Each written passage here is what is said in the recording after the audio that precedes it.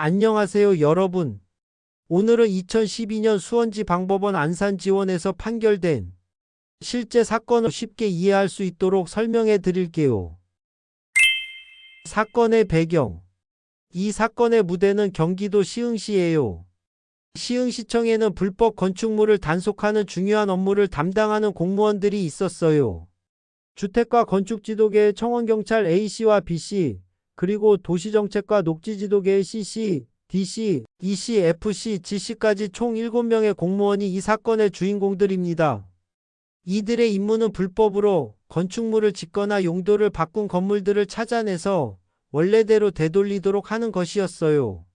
그런데 이 중요한 업무를 제대로 하지 않고 오히려 불법을 도와준 거죠. 무엇을 잘못했을까요? 이 공무원들이 저지른 범죄는 크게 세 가지예요. 첫 번째는 허위 공문서 작성이에요. 실제로는 불법 건축물이 원상 복구되지 않았는데도 완료라고 거짓으로 적힌 보고서를 만든 거죠. 두 번째는 허위 작성 공문서 행사예요.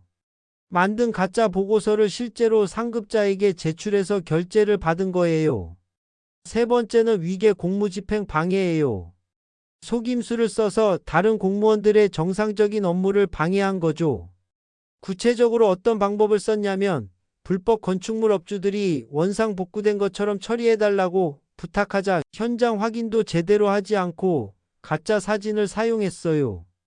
때로는 업주들이 미리 준비한 옛날 사진을 받아서 쓰기도 하고 때로는 기계나 시설물을 잠깐 치워놓고 사진을 찍어서 마치 원상 복구가 완료된 것처럼 꾸몄습니다.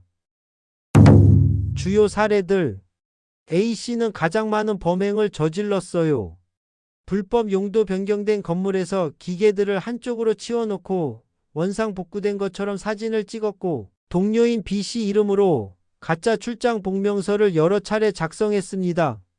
B씨는 현장 확인을 하지 않고 A씨가 작성한 허위 출장 복명서에 사인을 해서 결제를 받도록 했어요.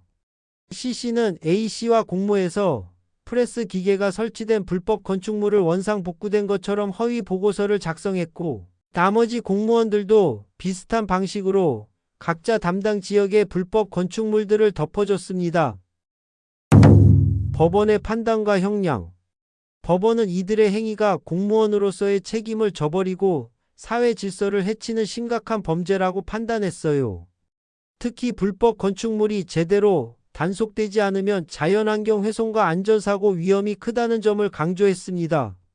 각자의 역할과 범행 정도에 따라 다른 벌금형을 선고했어요. A씨는 가장 많은 범행을 저질렀기 때문에 벌금 2천만 원을 받았어요. B씨와 F씨는 각각 벌금 1,500만 원, C씨와 G씨는 각각 벌금 1,000만 원, D씨와 E씨는 각각 벌금 1,200만 원을 선고받았습니다. 만약 이들이 정해진 기간 안에 벌금을 내지 않으면 하루에 5만 원씩 계산해서 노역장에 유치된다고 했어요. 일부 무죄 판결도 있었어요. 흥미롭게도 모든 혐의가 유죄로 인정된 것은 아니었어요. A씨가 B씨 이름으로 서류를 작성한 부분은 허위 공문서 작성이 아니라 공문서 위조에 해당한다고 보아 해당 혐의는 무죄가 되었어요. 또한 B씨의 일부 공무집행방해 혐의도 다른 직원들이 가짜 사진을 사용한다는 사실을 정말로 알고 있었는지 증거가 부족하다는 이유로 무죄 판결을 받았습니다. 소송 비용은 어떻게 처리됐을까요? 이 부분이 여러분이 가장 궁금해할 내용일 텐데요. 형사사건에서는 민사사건과 달리 소송 비용을 별도로 분배하지 않아요. 이 판결문에서도 소송 비용 분배에 대한 명시적인 언급은 없었고 대신 각 피고인들에게 벌금에 상당한 금액을 미리 내라는 간한 명령만 내렸어요. 형사사건에서는 기본적으로 국가가 수사와 재판 비용을 부담하고 유죄 판결을 받은 피고인은 벌금이나 징역 등의 형벌을 받는 것이 일반적인 처리 방식이거든요. 다만 무죄로 판결된 부분에 대해서는 당연히 피고인에게 어떤 부담도 지우지 않는 것이 원칙이에요. 이 사건이 주는 교훈.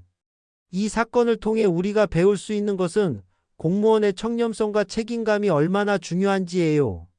공무원은 국민의 세금으로 월급을 받으면서 공익을 위해 일하는 사람들이거든요. 개인적인 인정이나 편의에 이끌려 법을 어기면 결국 사회 전체가 피해를 보게 됩니다. 또한 작은 거짓말이 어떻게 큰 범죄로 이어질 수 있는지를 보여주는 사례이기도 해요. 처음에는 한 번만이라는 생각으로 시작했을지 모르지만 결국 여러 차례 반복되면서 수천만 원의 벌금형을 받게 된 거죠. 법원도 이들이 잘못을 인정하고 반성하고 있다는 점, 대부분 이전에 큰 범죄 전력이 없다는 점, 일부 업주들이 나중에 실제로 원상 복구를 했다는 점 등을 참작해서 실형이 아닌 벌금형을 선고했지만 그럼에도 불구하고 상당한 처벌을 받은 것을 보면 공직자의 책임이 얼마나 무거운지 알 수 있어요.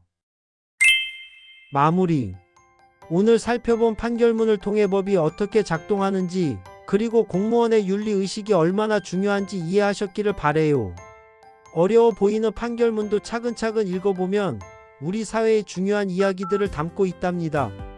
오늘 판결 설명은 여기까지입니다. 시청해주셔서 감사합니다.